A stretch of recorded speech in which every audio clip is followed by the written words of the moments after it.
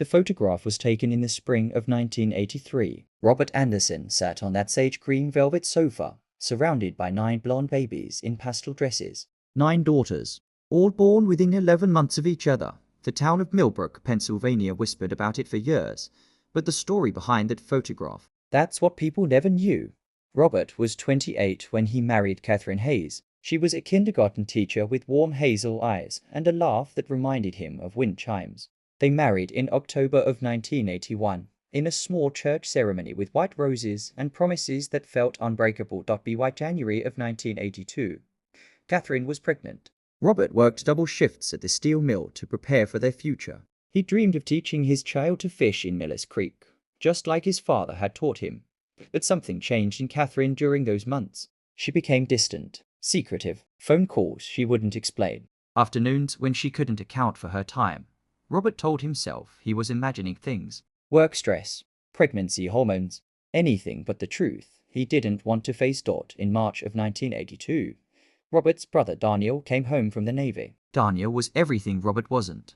Charming, reckless, comfortable with lies. The brothers had never been close, but Catherine insisted they invite Daniel to stay with them just for a few weeks. Those weeks stretched into months. Robert would come home from the night shift to find Daniel and Catherine laughing over coffee at the kitchen table. The laughter would stop the moment he walked in. Catherine's eyes would dart away. Daniel would suddenly remember he had somewhere else to be. The signs were all there. Robert just didn't want to read them. Emma was born in September of 1982. Red-faced, screaming, beautiful. Robert held her in the hospital and felt his heart crack open with love. Whatever doubts he'd had melted away in that moment. This was his daughter, his family, his purpose. But 3 weeks later, Robert came home early from work with the flu. He found them in his own bedroom. Catherine and Daniel. The betrayal was so complete, so absolute, that Robert couldn't even speak. He just stood there, frozen, while his wife scrambled for excuses and his brother reached for his clothes. Catherine cried. She begged. She swore it had only happened once, that it meant nothing, that she loved Robert, that Emma was his daughter, that she would never, ever do it again. Robert believed her. Or maybe he just needed to believe her. Daniel left that night. Robert never saw his brother again. Robert tried to rebuild what was broken. He worked even harder, brought Catherine flowers, planned date nights. He wanted to prove that their marriage could survive this, that love could be stronger than betrayal. But Catherine was pregnant again, and again, and again. By the summer of 1983, Catherine had given birth to 8 more daughters in rapid succession. Sophia in November, Olivia in December. Then came Ivor and Isabella as twins in February. Lily arrived in April. Grace and Hannah, another set of twins, were born in May. And finally, little Charlotte in August. 9 daughters in 11 months. It was medically improbable, but not impossible, the doctors said. Superfetation, they called it.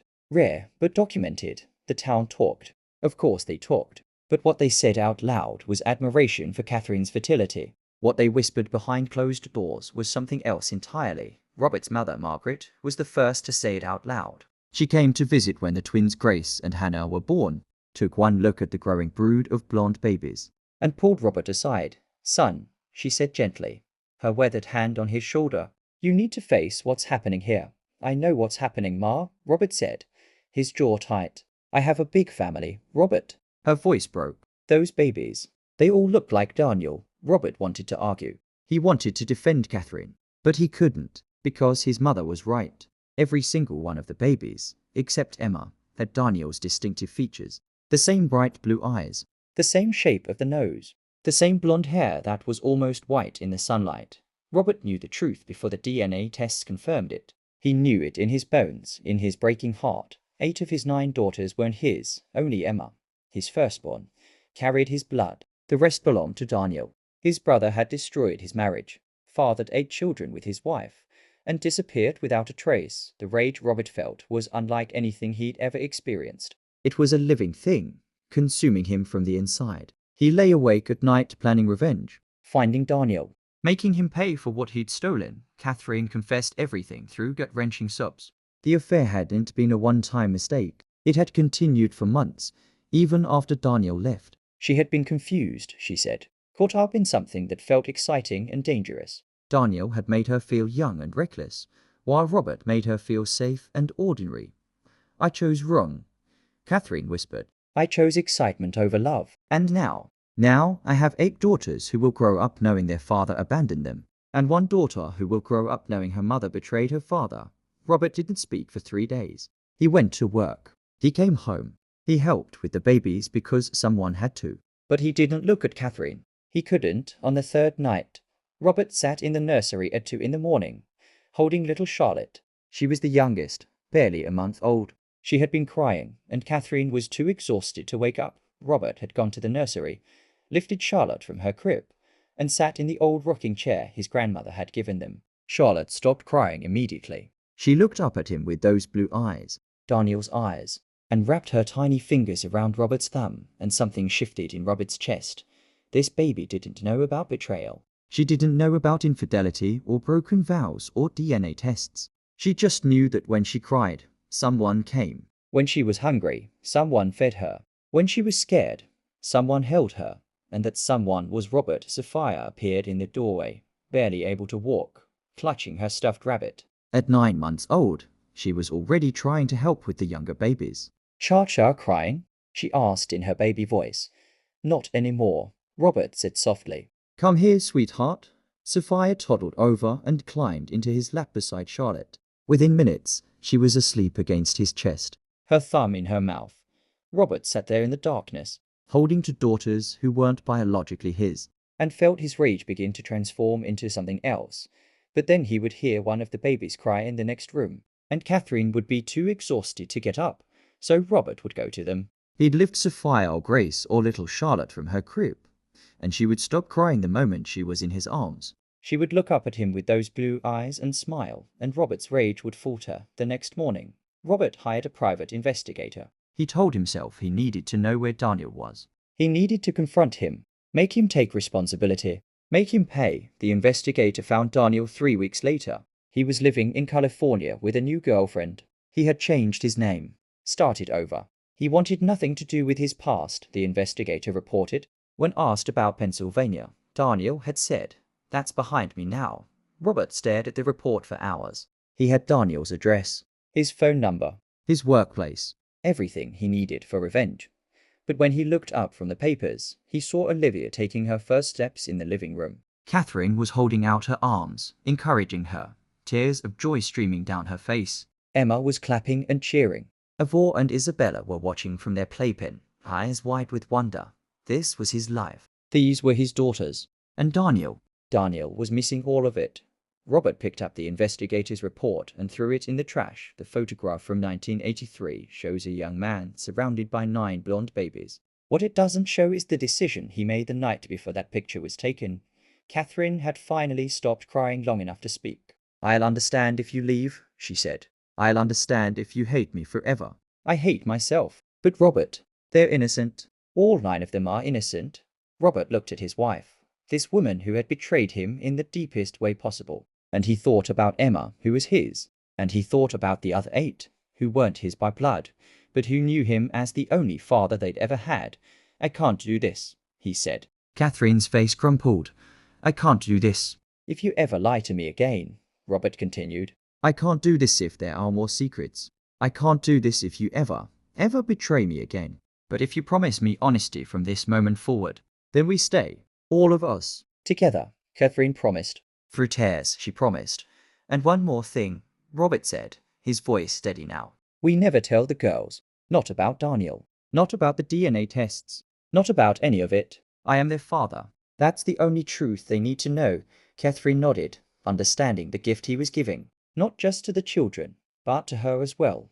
The years that followed weren't easy. Robert gave up his dreams of revenge. He chose something harder than revenge. He chose forgiveness. Not all at once.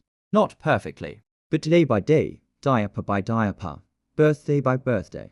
There were moments when the pain would resurface. Robert would see a family at church, the children clearly resembling their father, and he'd feel the ache of what he'd lost. Or he'd catch a glimpse of his reflection next to his daughters and notice how different they looked from him. But then Lily would run to him after school, waving a drawing she'd made. "Look, Daddy, I drew us."